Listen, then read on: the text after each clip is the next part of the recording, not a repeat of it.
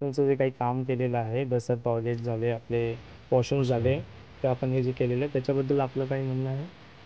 नाही, खरोखरच बघायला गेलं ना, मुलांना अत्यंत आवश्यक असणारी जी सुविधा ही आपण या ठिकाणी खरोखर म्हणजे आमच्या मनापासून इच्छा होती की अशा प्रकारचा एखादा प्रोजेक्ट झाला पाहिजे आणि मुलांसाठी आरोग्यासाठी अत्यंत आवश्यक असणारे जे आपण टॉयलेट म्हणतो, वॉशरूम म्हणतो आणि त्यानंतर बरोबर